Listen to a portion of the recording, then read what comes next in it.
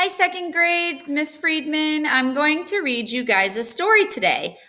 Miss Gray and I have decided that we're going to send you guys some read alouds of different stories. We're going to take turns and we're going to read a whole story together in English, and then we're going to read a whole story together in Spanish, and Miss Gray will send you those videos. You don't have to do anything with them, they're just for you to listen to for a fun read aloud. So last year we read the original Flat Stanley book, where we learned that Flat Stanley flattened himself and sent himself to different places around the world. So here is one story called Flat Stanley's Worldwide Adventure, book number 3, The Japanese Ninja Surprise. It's written by Sarah Pennypaker, and pictures are by Mackie Penutuen. And the series of Flat Stanley was created by Jeff Brown.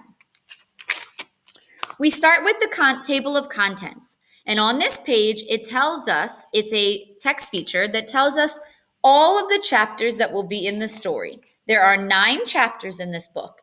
And on the table of contents, it not only does it list the chapters, but it tells you what page each chapter starts on. So chapter 1, The 17th Samurai.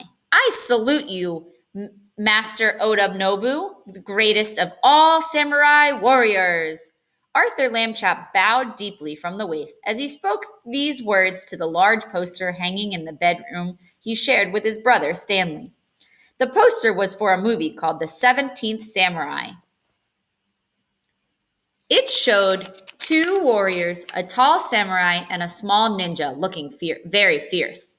The tall samurai wore a long kimono and held a shining silver sword above his head. The small ninja was dressed exactly like Arthur, in black pajamas with a strip of white cloth knotted at his waist and another tied around his forehead. He held his hands high like the blades of knives, ready to strike. Both warriors looked as if they could leap right off the poster. And then the small ninja did just that. Hi-ya! He shouted as he flew off the wall. He bounced high on the bed and landed with a thud in front of Arthur. Prepare to be defeated, Arthur-san, the small ninja cried. Never! Arthur leaped up, bounced high on the other bed, and landed with a boom on the opposite side of the room. It is you who will be defeated, Stanley San. The small ninja was Arthur's older brother, Stanley Lambchop.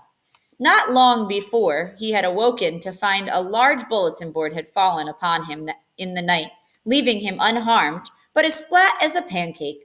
By now, Stanley's family was used to his unusual shape, although Stanley wasn't always so happy about it.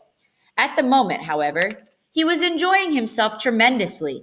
He and his brother chased each other around their bedroom, leaping on and off the beds with thuds and booms, as they imitated the karate chops and kicks of their all-time favorite movie star, Oda-Nobu. Boys, Mrs. Lambchop called, my teacups are rattling. Is there nothing you fellas can do that doesn't make a ruckus? Called Mr. Lambchop. How about a little quiet time?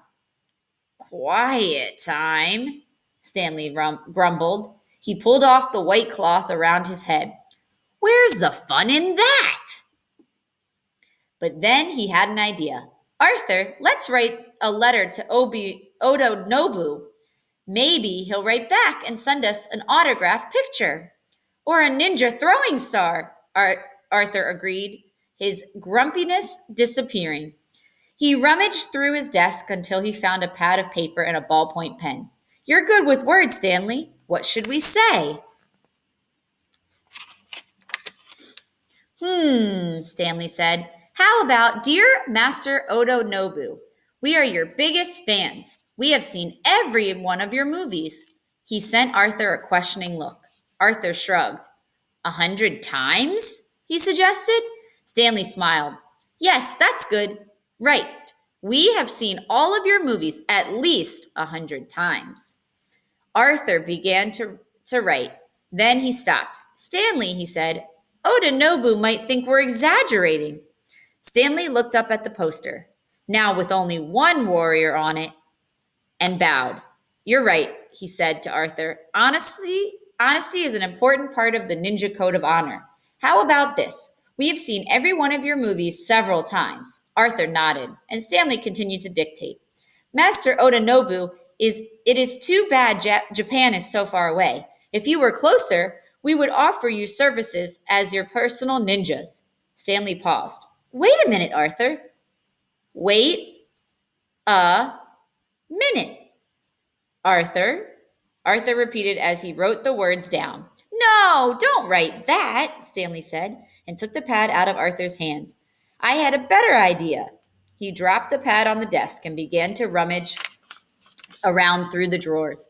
Aha! He said, and he held up a large brown envelope. There, he said, and held up a sheet of postage stamps. Got it? He said, and held up a thick black marker. Stanley, what's your idea? Arthur asked. Stanley placed many stamps in the corner of the big envelope. He uncapped the marker, printed something on the envelope in big block letters, and then held it up to show Arthur. Master Odanobu, Japan. Stanley bowed deeply to his brother. I salute you, Arthur-san. Now fold me up. Now we're learning about writing letters to people. I don't think that it's going to get to Japan without an address. Just saying Japan isn't enough. But we'll have to find out the next time that we read. This was just chapter 1, and we will continue with chapter 2 on another day. I hope that you enjoyed it and that you enjoy listening to the rest of the story. Have a great afternoon, guys. Bye.